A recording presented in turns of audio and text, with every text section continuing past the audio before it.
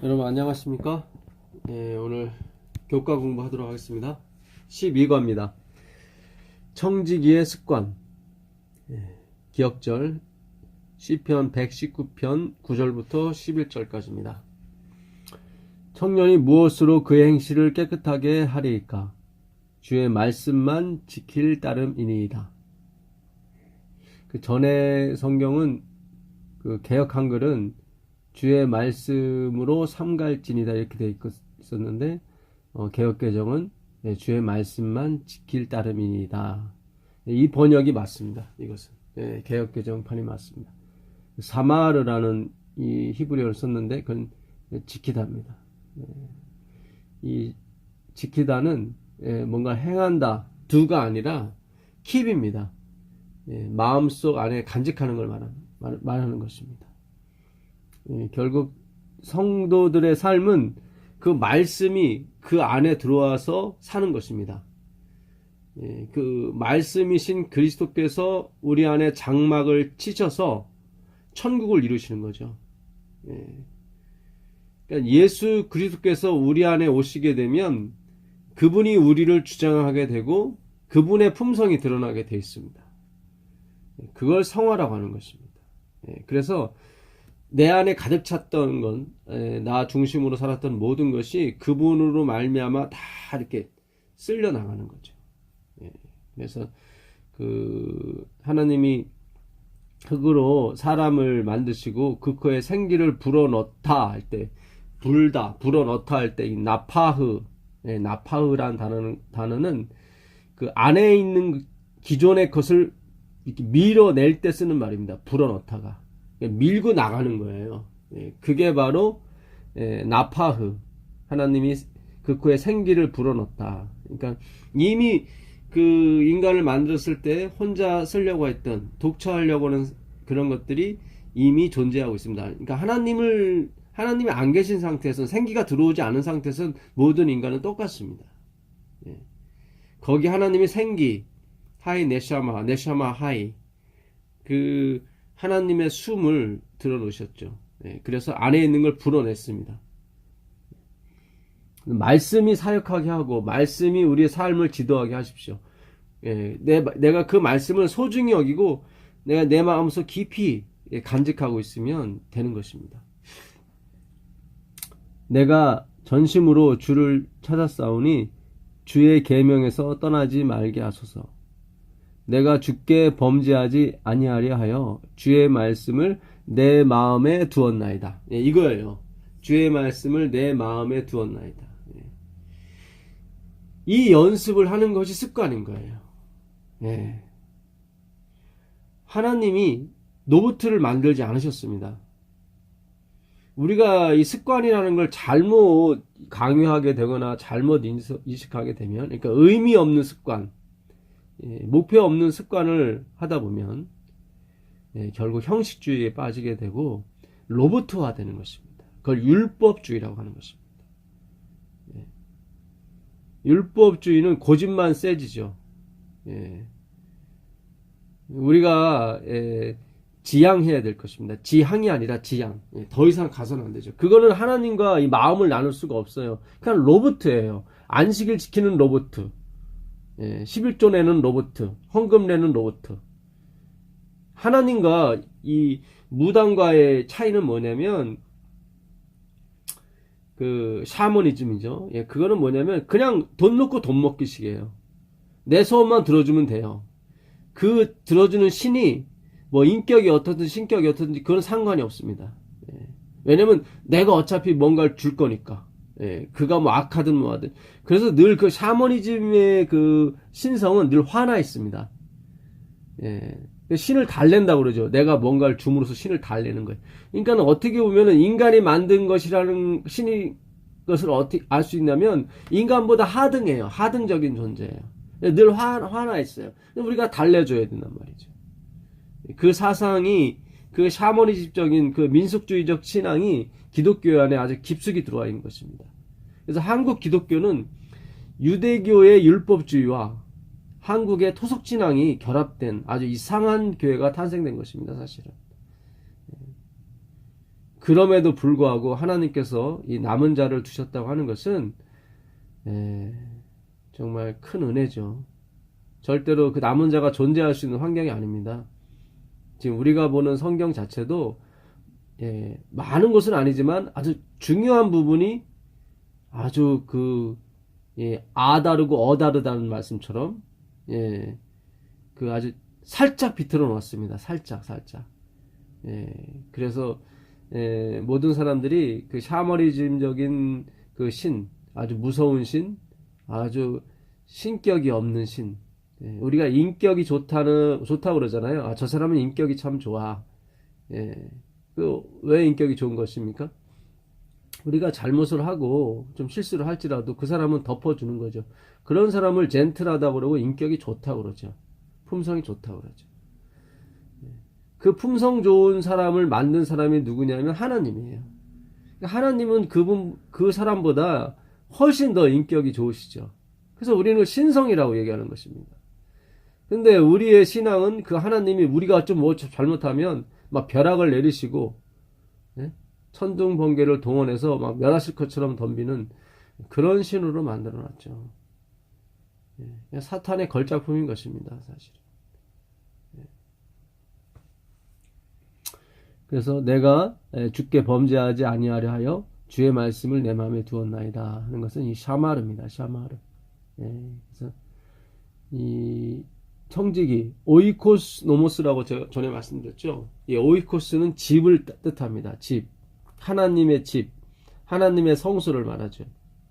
우리 마음을 말해요. 노모스는 율법을 말합니다. 율법. 이 율법은 하나님 말씀을 상징하는 거죠. 그러니까 집 안에 있는 말씀, 우리 안에 하나님 백성 속에 있는 그 말씀을 잘 보존하는 거예요. 그게 청직이에요. 그래서 우리가 어떤 습관을 길러야 되냐면 이 진의를 간직하는 습관을 기르셔야 됩니다. 형식이 아니라.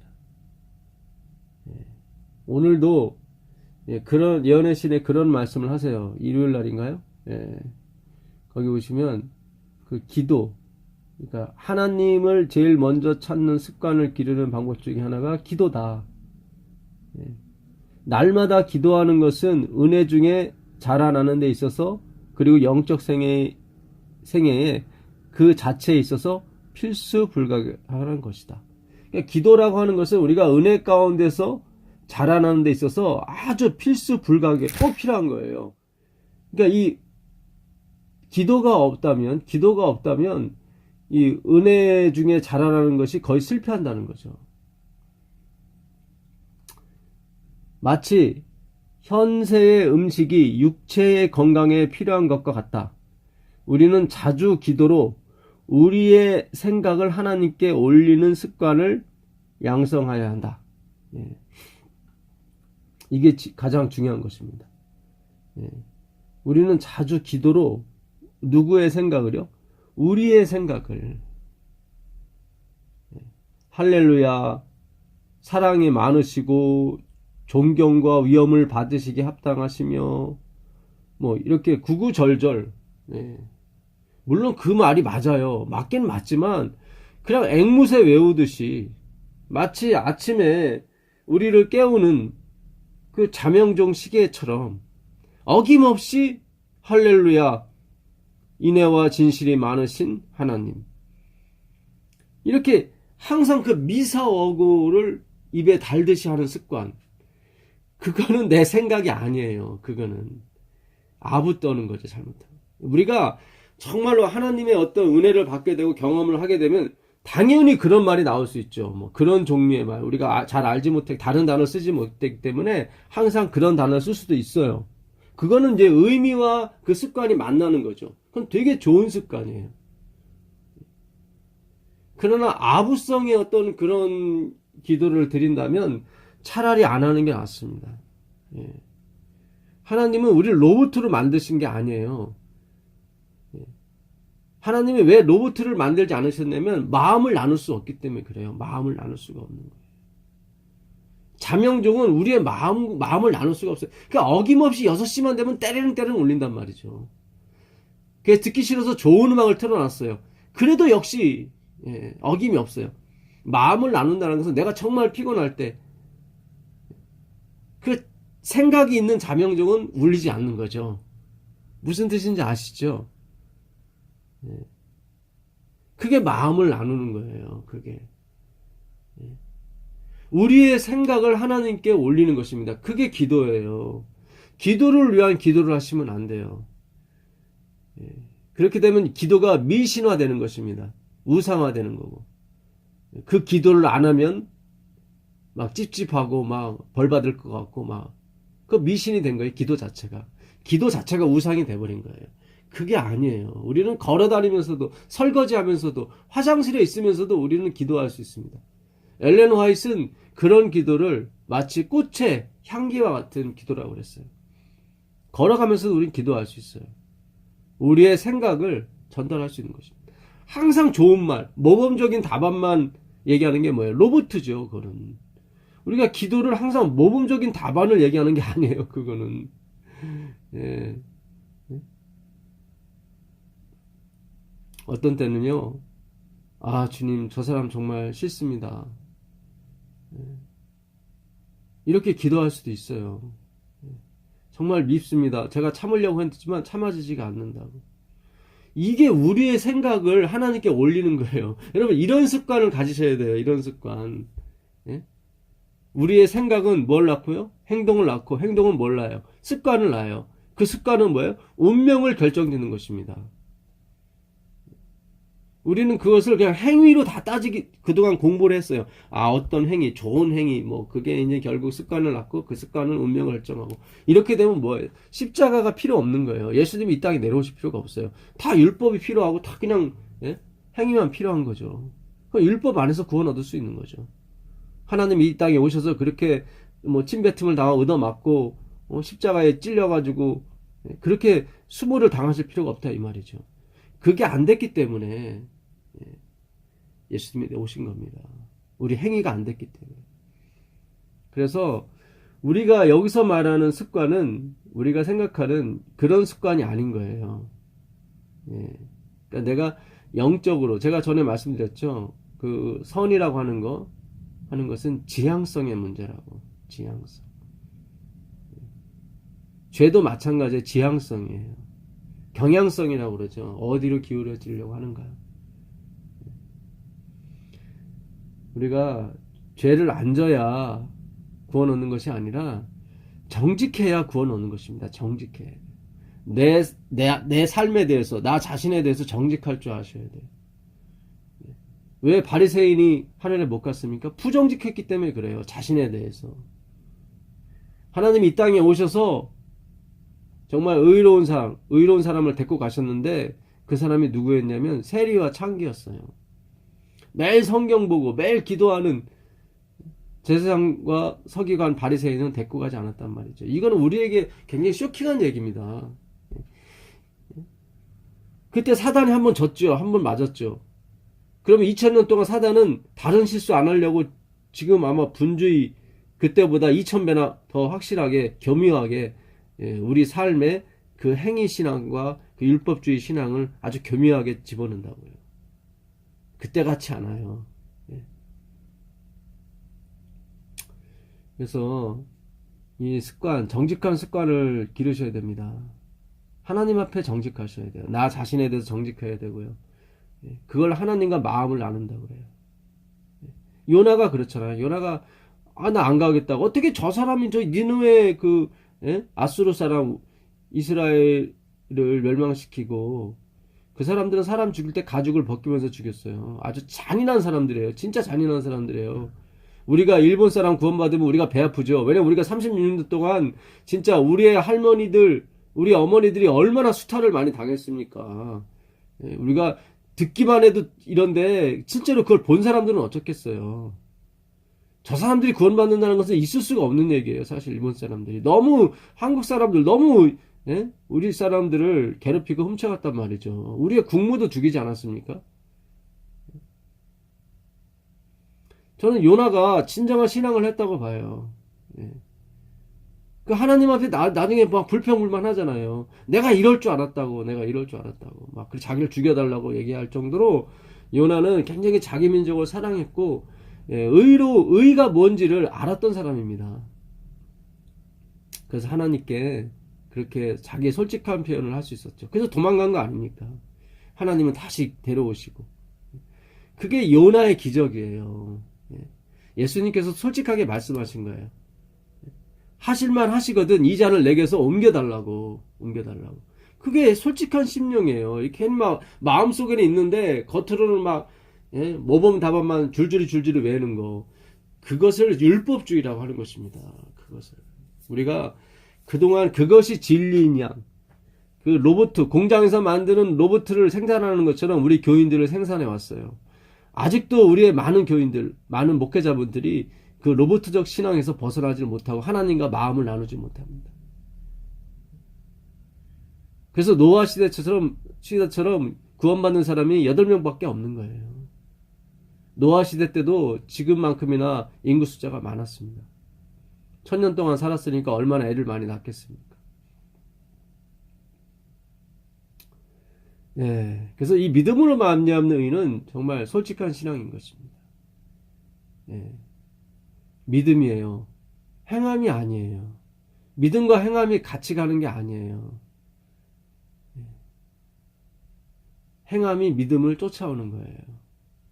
믿음 안에 다 있어요, 그것이. 아브라함이 하나님을 믿었기 때문에 그 행동이 나온 거예요. 아브라함이 그전에는 예? 그 하가를 통해서 첩을 통해서 자식을 낳던 그런 사람이고 자기가 살기 위해서 자기 부인을 누이라고 속였던 2번씩이나 했던 사람입니다. 전혀 믿음이 없어요. 그는 자기가 130세에 태어난 사람이에요. 데라가 아브라함을 130세에 낳았어요. 예, 근데 아브라함은 100세 때 100세도 못돼 99세 때죠. 하나님 앞에 서서 예? 막 킥킥대고 웃었어요. 예. 비아냥거리면서 이삭이라는 이름이 비아냥이에요. 비아냥. 그냥 내가 난 내 행위로 난 이스마엘이나 잘 지켜달라고. 그게 아브라함이 창세기 17장에 나타난 그의 현실이었던 것입니다. 그런 사람을 하나님이 어떻게 해요? 그 아들을 바칠 수 있는 사람으로 만드신 거예요. 그걸 하나님의 믿음이라고 하는 것입니다. 라합도 마찬가지예요. 라합은 기생했어요. 몸 파는 여자였단 말이죠. 그에게 하나님의 믿음이 들어가서 그 자신의 조국을 배반하고 하나님을 선택한 사람이에요. 예. 여러분, 예, 믿기를 바라겠습니다. 예. 이번 또 금요일 날인가요? 화요일 날을 먼저 보시면 화요일 날이 아니네요. 월요일 날이죠. 월요일 날 연애신에 보시면 또 좋은 말씀이 하나 있습니다. 월요일 날은 재림을 기다리는 습관이죠. 예, 우리 주 예수 그리스도의 재림을 바라는 것뿐 아니라 주님의 오심을 촉진시키는 것이 모든 그리스도인의 특권이다. 예. 여러분, 예수님의 재림을 기다리는 것, 주님의 오심을 바라는 것 뿐만 아니라 주님의 오심을 촉진시키는 것이 있대요. 그것이 우리의 특권이래요. 만일 주님의 이름을 믿노라고 공언하는 모든 사람들이 주님의 영광에 합당한 열매를 맺는다면 얼마나 빨리 온 세상에 복음의 씨가 뿌려질 것인가. 네.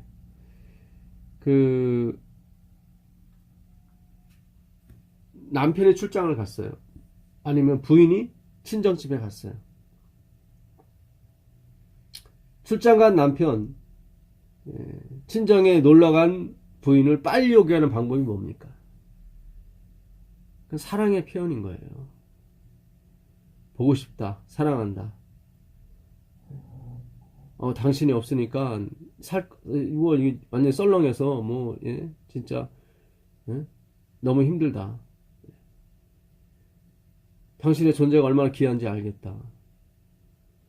이렇게 그 상대방에 대한 구애가 결국 촉진시키게 되는 것입니다. 그러니까 우리가 하나님의 재림을 촉진시키는 것은 막 전도지를 막 돌리고 막 어떤 교회 일에 막 열심을 내고 막 그런 게 아니에요. 그런 게 아니라 그 하나님을 더 알아가는 거예요. 그래서 그 하나님의 사랑이 너무 그리워지는 거예요. 그분을 한번 만나보고 싶은 거예요. 우리 하나님 못 봤잖아요. 우리가 그 아이돌 가수라든가 탤런트들을 TV에서만 보고 실제로 보고 싶잖아요. 만나보고 싶고. 사실 위장된 그림이잖아요. 거기 있는 뭐 이 TV에서 나오는 화면들은. 그런데도 불구하고 그게 실제인 줄 알고 우리는 그 사람을 만나려고 하잖아요. 근데 하나님은 우리가 이렇게 알고 있는 것이 사실은 거의 위장된 것이고 본질은 이거보다 더 깊은 거죠. 그분은. 그러니까 그만큼 그 하나님에 대한 그 지식과 그분의 그 신성에 대한 그 알미 깊어지면 깊어질수록 그분에 대한 애정이 더 나오게 되는 것입니다. 습관이라고 하는 것은 결국 그걸 하는 거예요. 그러니까 안식일 학교 교과, 안식일 학교에서 무엇을 배울 것인가. 엘렌 화이트는 그랬어요. 우리가 안식일 학교 때 무엇을 배우느냐면 믿음으로 말미암는 의를 배우는 것이다. 믿음으로 말미암는 의를 우리가 배우는 거예요. 그래서 그 안식일 학교 교과 시간에 우리가 간증을 하는 거 너무 좋습니다. 사실은. 그게 진짜 믿음으로 말미암는 의거든요. 주님이 나한테 이렇게 베풀어 주셨더라. 내가 뭔가를 할 때 주셨다. 그게 아니라 그거는 행위 신앙을 계속 굳게 만드는 것이고요. 그게 아니라 하나님이 예비하신 것, 하나님이 예정하시고 하나님이 나를 준비하신 것 이런 거였더라. 내가 이렇게 곁길로 갈 때 하나님이 나를 용서하시고 나한테 은혜를 베푸시더라. 그런 간증들을 하는 거예요. 내가 만난 예수님, 내가 말씀을 통해서 만난 예수님, 내가 얼마나 부족한 사람이고 얼마나 하나님을 몰랐던가. 그러나 하나님은 날 사랑하셔서 그 진리에게로 인도하셨다. 기가 막히죠. 그런 걸 공부하는 게 바로 안식학교 시간입니다. 화이트 부인은 아주 강조를 했어요. 믿음으로 말미암는 의를 공부해야 된다. 그래서 이 주님의 오심을 촉진하는 것은 그분의 사랑에 점점 우리가 녹아 들어가는 것입니다. 그렇게 되면 저절로 뭐가 맺어요? 열매가 맺어지는 거죠. 주님의 영광에 합당한 열매를 맺는다면 얼마나 빨리 온 세상에 복음의 씨가 뿌려질 것인가. 이 합당한 열매가 뭡니까? 은혜의 열매입니다. 이건 은혜의 열매. 은혜를 아는 거죠. 자꾸 우리는 합당의 열매를 자꾸 이상한 방향으로 자꾸 행위의 열매라고 생각하는데 그래요. 그 행위의 열매가 뭐냐면 은혜를 아는 열매예요. 마태복음 18장에 보게 되면 1만 달란트를 빚진 자를 그 왕이 불러서 갚으라고 하는데 갚을 게 없다고 그러니까 그걸 탕감해 줍니다. 1만 달란트는 1달란트가 금 33kg인데 이거는 20년 동안 돈 한 푼 쓰지 않고 월급을 받았을 때 모으는 돈이에요. 6천 데나리온. 그러니까 1만 달란트온이라고 하니까 감이 잘 안 오실 텐데 하루에 1,000만 원씩 2,000년 동안 갚는 거예요. 매일매일. 그게 1만 달란트. 그러니까 도저히 우리 힘으로 갚을 수 없는 건데 왕이 탕감을 해줬단 말이죠. 그 은혜를 받고 그 사람이 100데나리온, 그러니까 한 3개월치 월급이죠. 그 빚진 사람을 끌어다가 감옥에 넣습니다. 자기 돈 안 갚는다. 은혜를 받았으면 그 은혜를 즐길 줄 알아야 되는데 그걸 못 즐기고 결국 자기 행위, 이 100데나리온은 자기 행위를 말하는 거예요. 자기가 쌓아온 의, 가치, 그걸 포기하지 않는 거예요. 그래서 왕이 다시 그 사람을 불러가지고 감옥에 넣습니다. 여러분, 우리가 이 은혜를 아셔야 돼요. 구원이라고 하는 것은요, 나 자신을 스포트라이트를 비추는 데서 빠져나와서, 아, 이게 하나님의 은혜였구나 하는 곳으로 건너오는 거예요. 그걸 구원이라고 하는 것입니다. 교육과 문화, 돈, 명예, 권력, 도덕과 윤리, 뭐 착한 일 이런 것으로 나를 포장한 거에 대해서 그걸 다 벗어 던지고 오직 십자가 앞에 두 손 두 발 다 드는 거예요. 은혜라는 게 그거예요. 아, 이게 결국 하나님의 은혜였구나 하고 두 손 두 발 다 드는 게 구원인 거예요. 예. 그거를 열매라고 하는 것입니다. 그거를. 성령의 열매는 이렇게 되죠. 성령의 열매는 사랑과 희락과 화평과 오래 참음, 자비, 양성, 충성, 온유, 절제. 이 9가지 열매는 누구의 열매예요? 성령의 열매예요. 나의 열매가 아니에요. 은혜의 열매라고 하는 것입니다.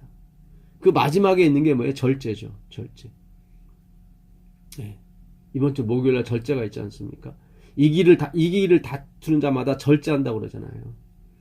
네. 이것도 우리가 뭐 안 먹고 뭐 이렇게 그런 쪽이 아니에요. 그건 육적인 거죠. 네. 비유는 다 파라볼레라고 그랬죠. 예. 거짓된 것을 가지고 진짜를 설명하는 거예요. 그러니까 권투 선수가 다른 먹질 않은 선수가 이기려고 그 상을 바라보고 막 절제를 하잖아요. 안 먹을 거 안 먹고 안 잘 거 자면서 열심히 하지 않습니까? 그런 것처럼 영적으로도 뭔가가 있다는 거죠. 이 영적으로 절제하는 건 어떻게 하는 거냐면 그 로마서 가보겠습니다. 로마서 12장에 가보시면 1절에요. 그러므로 형제들아 내가 하나님의 모든 자비하심으로 너희를 권하노니 너희 몸을 하나님이 기뻐하시는 거룩한 산 제물로 드리라. 이는 너희가 드릴 영적 예배니라. 그러니까 우리가 하나님 앞에 산 제물로 산 제사를 드리는데 우리 몸을 바치는 거예요. 있는 그대로. 이것이 우리가 드릴 영적 예배예요. 있는 그대로 가는 거예요.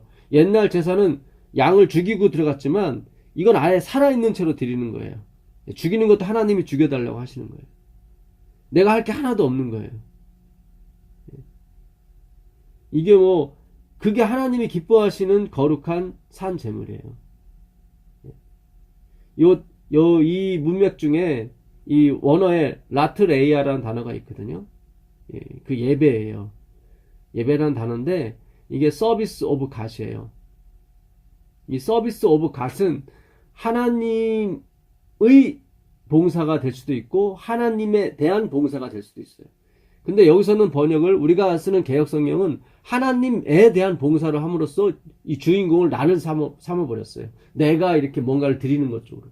근데 그렇지 않아요. 이스라엘의 이 제사 문화는 성소, 제사장, 양 이 세 가지로 이루어져 있는데 우리는 죄만 가져오는 거죠.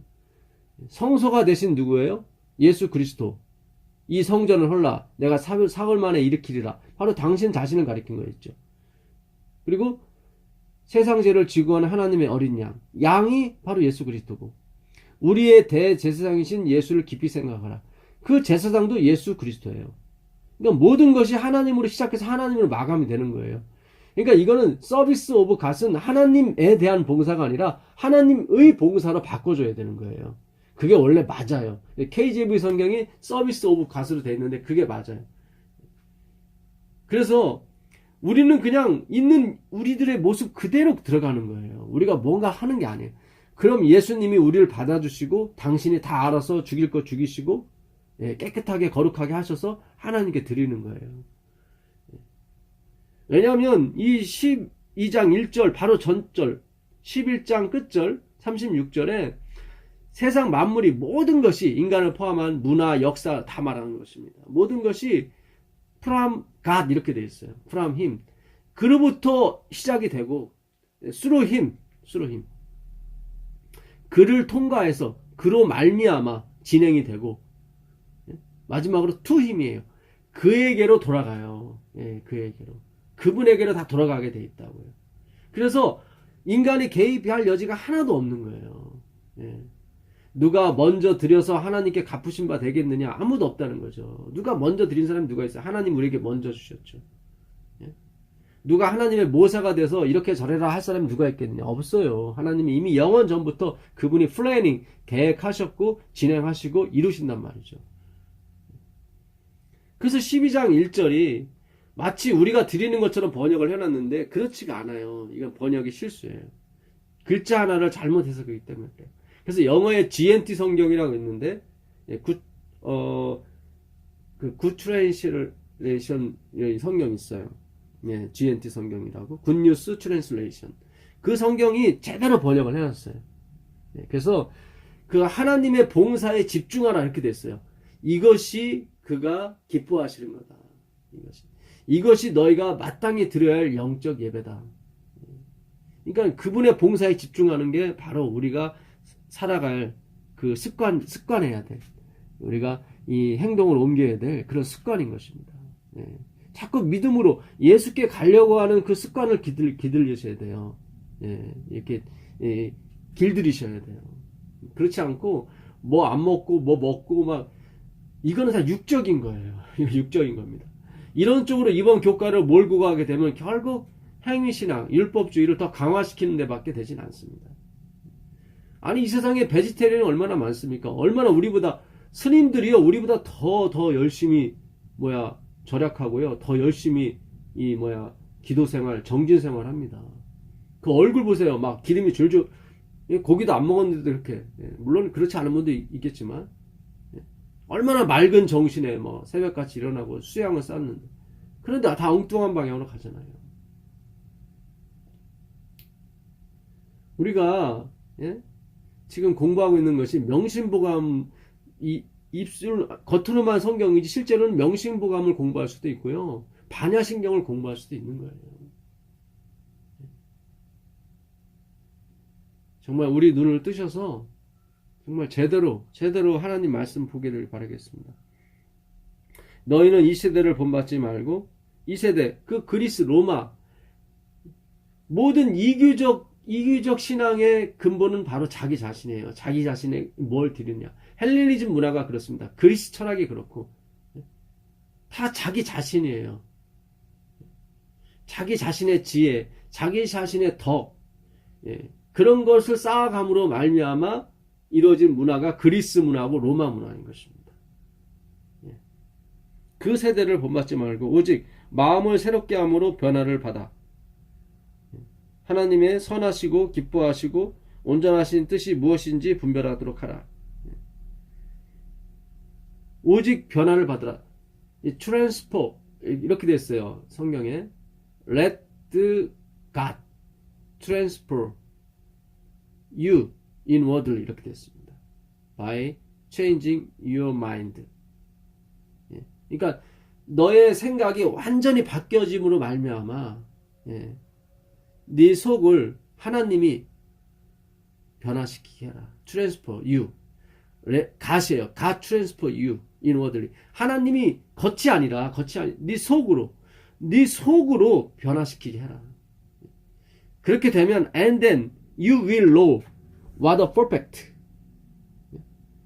얼마나 그의 뜻이 완전하고 선한지를 네가 알게 될 것이다. 이렇게 해석이 되는 거예요. 그러니까 하나님이 시작하시고 하나님이 진행하시고 하나님이 결판을 내세요. 우리가 끼어들 데가 없어요. 그러므로 오버하지 말라는 거예요. 그냥 어떤 행위에 계속 집착해갖고 그게 오버해가지고 거기에 의미를 두고 그런 생활 하지 말라는 거예요. 그래서 3절이 나오는 거예요. 로마서 12장 3절이 내게 주신 은혜로 말미암아 너희 각 사람에게 권하노니 말하노니 마땅히 생각할 그 이상의 생각을 품지 말아라. 여기 나오잖아요. 목사는 목사로서 성경교사는 성경교사로서 어떤 것만 잘 가르치면 돼요. 그런데 그거 잘 가르친다고 이 사람 또 회장 만들어 놓고 막 정치도 하게 하고 이것도 그러지 말라는 거예요. 그건 하나님이 하시는 거란 말이죠. 13장 1절에 모든 권력은 하나님으로부터 나온 것이다. 모든 왕들은 하나님이 세우시는 거다. 그러니까 하나님이 다 하시는 거다. 아니 그 당시 로마 황제가 어떻게 하나님이 내신 황제라고 볼 수가 있어요. 기독교를 탄압하고 그러는데 다 하나님의 예정과 하나님의 교육 속에 하나님 프로그램 속에 그 네로 황제라든가 여러 가지 황제 글라디오 황제라든가 그런 사람들이 다 존재하는 거예요. 하나님이 교과서를 쓰시기 위해서 하나님의 백성들을 단련시키시고 교육시키기 위해서 하나님의 은혜가 뭔지를 가르쳐주기 위해서 하나님이 다 세우시고 만든 사람들입니다. 그래서 믿음 어떤 봉사하는 사람은 봉사하는 데만 열심히 하고 가르치는 사람은 가르치는 데만 다스리는 사람은 다스리는 데만 우리가 너무 목사님들을 슈퍼맨 만들어 놨어요. 그걸 요구했어요, 우리가. 그걸 우상이라고 그러는 거예요. 우리 마음속에 있는 우상이에요. 목사님은 목회만 하시면 되는 거예요. 여기저기 사업하고 그런 거 아니란 말이죠. 그거는 장로님들이 하시는 거예요. 사실 교회 운영은 장로님들이 하시는 거예요. 그 초대교회도 마찬가지고 집사를 세운 목적이 그거예요. 우리는 기도하고 말씀 전하는 데만 전무하리라. 그때 사도들이 이거에 전무해야 되는데 막 누구 도와주고 안 도와주고 막 이거에 막 관여하다 보니까 이 하나님 정작 하나님 말씀을 전하는데 소홀하게 된 거죠. 말씀이 생명인데. 그래서 7 집사를 세우게 된 것입니다. 지금도 마찬가지예요. 지금도. 목회자는 기도와 말씀 전하는데 전무해야 되는 것입니다. 그러라고 하나님께서 그들에게 월급을 주는 거예요. 다른 사업, 비즈니스는 장로님들이 하시면 되는 것입니다. 그래서 엘렌 지 화이트 당시에도 원래 그 장로님들이 교회를 다 통치를 했어요. 그리고 목사님들은 돌아다니면서 설교만 했죠. 성경만 가르쳤죠. 그렇게 하는 거예요. 그렇게. 근데 오늘날 우리 성도의 책임도 큽니다. 목사님한테 슈퍼맨을 강조하고 또 목사님은 그게 또 그렇게 슈퍼맨처럼 돼야 자기를 존경하고 자기가 어떤 지도자 상이 성립되는 것처럼 느껴졌단 말이죠. 그 바람에 교회가 침몰하게 된 거예요. 하나님의 영광을 도둑질하게 된 거예요. 주권은 한 사람에게만 가는 거지 이 권력을 나눠 먹게 하는 거 아닙니다. 우리는 포지션이 아니에요. 우리는 펑션이에요. 우리가 하늘에 가서도 장로님, 집사님, 목사님 하는 거 아니에요. 우리는 다 형제예요. 자매예요. 그냥 여기서만 펑션, 기능으로서만 우리에게 주어진 삶이에요. 여러분 그런 연습을 하셔야 돼요. 근데 자꾸 착각해요. 이것이 포지션인 줄 알고 영원히 목사 되고 영원히 되는 것처럼 착각해요. 아니라니까요. 그거 아니라니까요. 제가 신실히 목회하시는 분들을 대상으로 말씀드리는 거 아닙니다. 정말 교회는 예수 그리스도께서 주인이 되는 그런 교회가 되어야 됩니다. 교회 사장님이 계셔서는 안 돼요. 옛날에 그 공자가 하도 나라가 태평스러우니까 그 백성들한테 가서 물어봤나 봐요. 혹시 이 나라의 왕이 누군지 아냐고. 그랬더니 그 한 백성이 하는 말이 아니 우리나라에 왕이 있었습니까? 그런 얘기를 하더래요. 그래서 그 나라가 태평성대가 된 거예요. 그때 공자가 무릎을 친 거예요. 그렇구나. 왕은 있지만 마치 왕이 없는 것처럼 통치를 한 거예요. 백성은 우상을 만들지 않았고 우상에 경배할 필요가 없었던 거죠. 그러나 왕은 존재했어요. 바로 그분이 그리스도예요. 그분은 모든 행위에 자기의 익명성을 요구하십니다. 우리가 그러잖아요. 우리가 애들 새벽에 이렇게 막 이불 차고 자면은 다시 덮어주고. 옛날에는 저 아궁이 떼는 데서 살았거든요. 그러면 이제는 어머니가 새벽에 일찍 일어나셔서 연탄불 가시고 시골에 할머니네 가면 아궁이에 이제 불 피셨죠. 그러면 새벽 되면 원래 차갑잖아요. 근데 계속 그 온도를 유지시켜 주셔요. 그건 우리는 몰라요. 할머니가 엄마가 나 새벽에 맨날 연탄 갈았다? 나 불 피웠다? 그러지 않으세요. 왜냐면 그분들은 그것이 그냥 본인의 어떤 그런 진짜 그 습관이에요. 사랑으로 익숙해진 습관이에요. 그걸 그분들이 사랑이라고 하는 것이에요. 그걸 습관이라고 하는 것이에요. 노부트처럼 되는 게 아니라 그 사랑이 그를 습관화시킨 거예요. 사랑이. 오늘 신앙이 그렇게 될 줄 믿습니다. 시계추처럼 왔다 갔다 하는 것이 아니라 하나님의 사랑이 나를 교회로 인도하고 가정으로 인도하고 사회로 인도하는 그런 삶이 바로 기독교인 청지기의 삶인 줄 믿습니다. 마땅히 생각할 그 이상의 생각을 품지 말고 오직 하나님께서 각 사람에게 나누어 주신 믿음의 분량대로 지혜롭게 생각하라. 그러니까 하나님이 주신 분량대로만 하면 되는 거예요. 너무 오버하거나 내가 조금 잘한다고 저것까지 또 막 찝쩍대고 그러면 안 돼요. 그러면 자기도 피곤하고 또 잘한다 할지라도 우상만 만들어지는 거예요. 저 집사님, 저 장로님 없으면 교회가 무너질 거야. 이렇게 우상을 만들어 놓는 거예요. 그게 아니에요. 예. 하나님이 움직이시는 교회. 모두가 목사이고 모두가 평신도인 교회. 예. 그런 교회는 바로 예수님께서 주인이신 교회인 것입니다. 우린 그런 교회를 만들어 갈 줄 알아야 됩니다. 정리를 좀 해보도록 하겠습니다. 그 금요일 날 소집 가시면 그 하나님과 동행한 사람들에 대해서 나옵니다. 그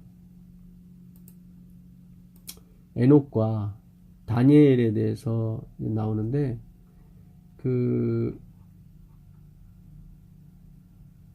여기 예언의 제가 읽어드릴게요.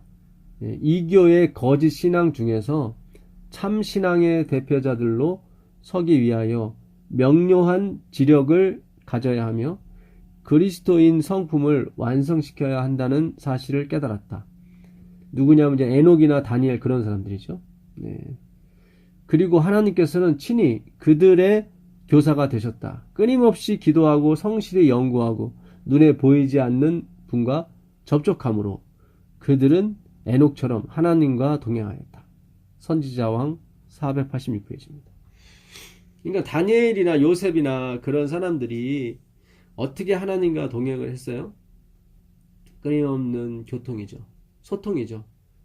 이 기도와 교육, 주의 말씀, 연구.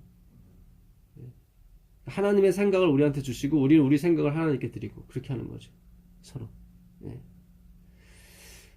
그 에녹 같은 경우 300년 동안 하나님과 동행했다고 나와 있는데 그가 그 창세기에 보게 되면 65세에 아들을 하나 낳았습니다. 그리고 그 아들 이름을 무드셀라라고 하는데 그리고 그가 300년 동안 하나님과 동행하다가 이 땅에 있지 않았다고 나와 있거든요. 그러니까 무드셀라를 낳기 전에는 그가 동행을 안 했다는 얘기죠. 근데 자식을 낳으면서 하나님과 동행이 이루어진 거예요. 그러니까 뭔가를 아는 거예요. 그 무드셀라를 낳기 전과 낳고 후 자식이 있고 없고에 따라서 그가 하나님에 대한 새로운 경험이 들어간 거예요. 저도 자식을 낳아보니까 정말 그 하나님 마음을 알겠더라고요.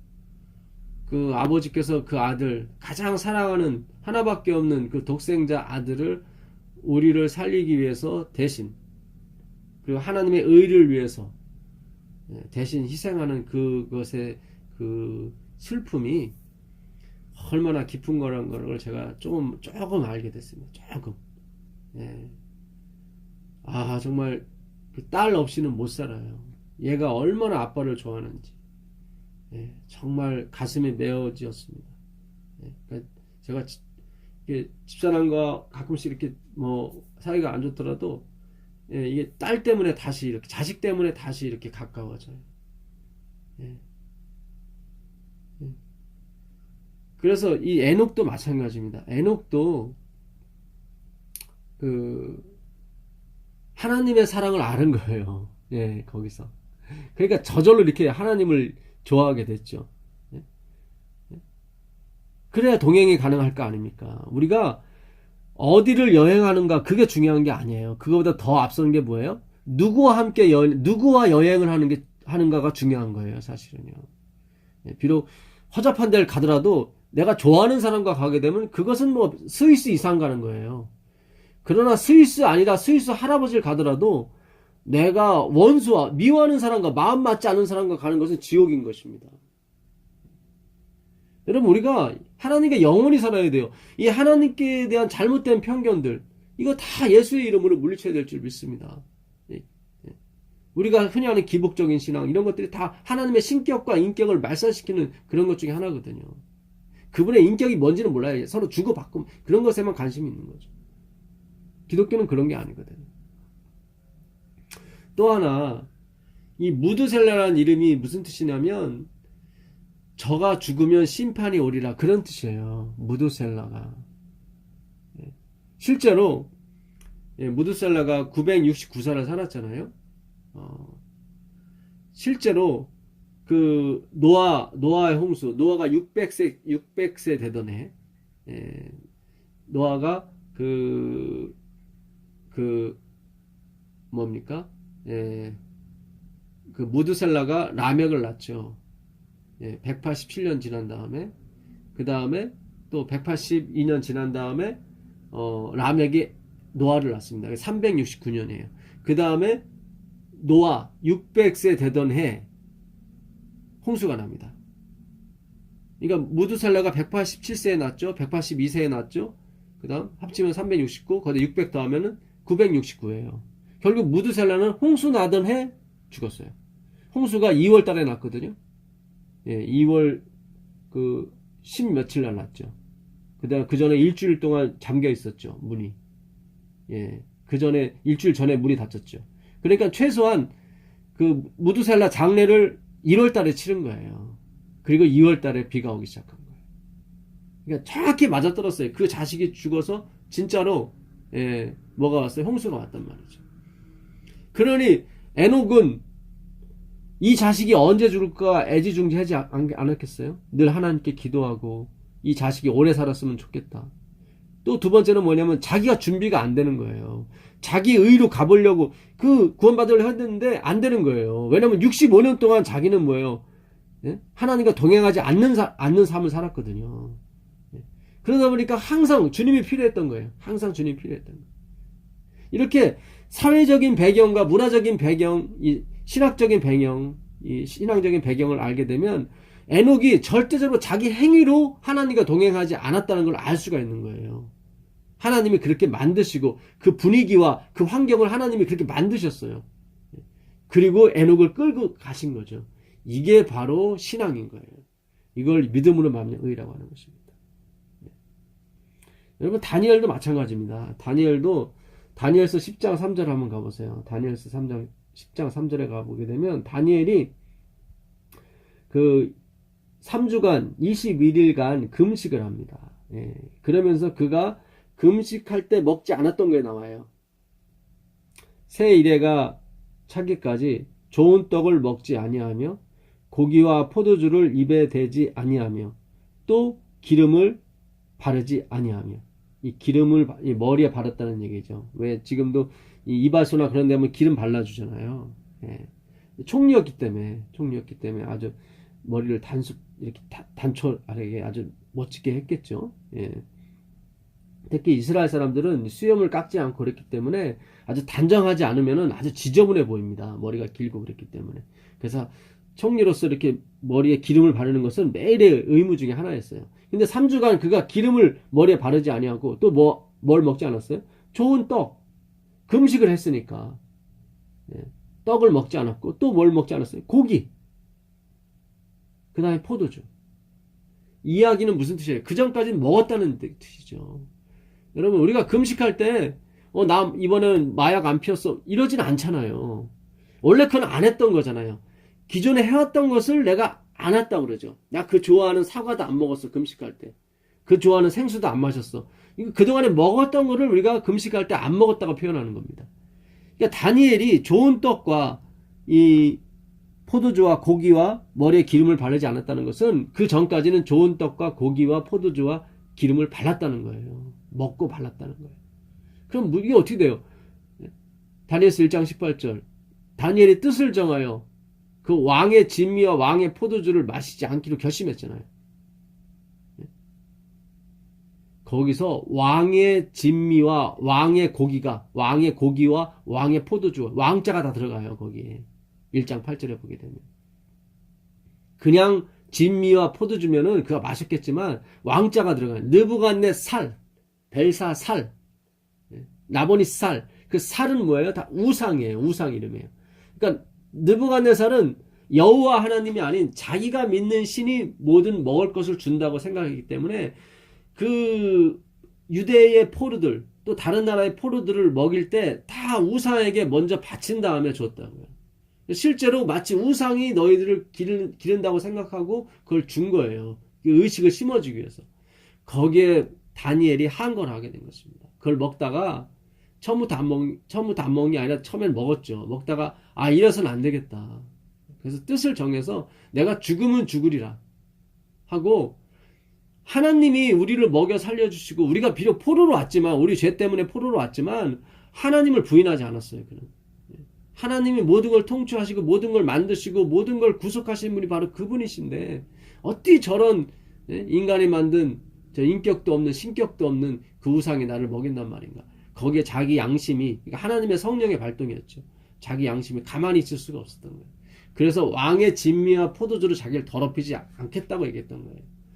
그리고 나서 느부갓네살이 다니엘의 신앙을 받아들여서 그 하나님을 인정하게 되죠. 4장에 나오고 3장에 나오고 2장에 나오지 않습니까? 그래서 더 이상 우상을 섬기지 않습니다. 그리고 하나님만 섬기라고 공포를 하죠. 그래서 다니엘이 신앙적으로 싸우던 그 우상이 없어졌기 때문에 더 이상 고기라든가 뭐 포도즙이라든가 그런 것들이 뭔가 자기 인생의 어떤 방해거리가 되지 않았어요. 그래서 먹고 마셨단 말이죠. 여러분, 이것을 절제라고 그래요. 이것을. 영적인 절제예요. 영적인 절제. 이것을 습관이라고 하는 것입니다. 우리가 이 하나님의 말씀에 그 진의, 정말 하나님이 무슨 습관을 원하시고, 그냥 몇 시간만 되면, 지금도 이슬람 교도들은 하루에 5번씩 기도합니다. 한국의 그 이슬람 사람들을 위해서, 그 관광객들을 위해서 만든 그 호텔을 가보면 따로 기도하는 처를 만들어주고 그들의 음식에 다른 부정하는 것이 안 들어갈 수 있도록 이슬람식으로 다 차려주지 않습니까? 하루에 5번씩 기도해요. 그런 습관이 아니라 그들은 코를 땅에 닿고 기도를 해요. 그 땅과 그 흙과 자기가 하나라는 거예요. 자기는 먼지와 같은 존재라는 거예요. 너무 좋아요. 그들의 형식이 갖고 있는 의미는 너무 기가 막혀요. 그러나 거기에 예수님의 사랑이 없습니다. 하나님의 사랑이 깃들지 않아요. 다 자기가 그렇게 해야만 그 신이 받아준다고 생각하는 거예요. 착각하는 거예요. 그게 아니에요. 우리가 하나님을 먼저 사랑한 게 아니라 하나님이 우리를 먼저 사랑하신 거예요. 우리가 하나님이 우리를 먼저 사랑하셨다는 거, 하나님의 은혜를 받고 있는 우리, 그 습관, 그 습관이 우리의 운명을 결정하게 될 것입니다. 기도하겠습니다. 하늘에 계신 아버지 하나님, 감사합니다. 정말 우리가 하나님이 원하시는 청지기의 습관, 육체적인 습관은 물론이고 혹 그게 못 되더라도 주님, 정말 영적인 그 습관, 정말 에녹이 다니엘이 하나님을 사랑한 것처럼 오직 하나님 밖에는 우리가 섬길 자가 없고 하나님 밖에는 우리가 쳐다볼 자가 없다는 그 영적인 습관을 쌓을 수 있도록 주님 도와주셔서 하나님께서 우리를 데리러 오실 때 정말 하나님을 기쁨으로 맞이하는 저희들의 심령이 될 수 있도록 인도하여 주시옵소서. 우리 주 예수 그리스도의 이름으로 기도드립니다. 아멘.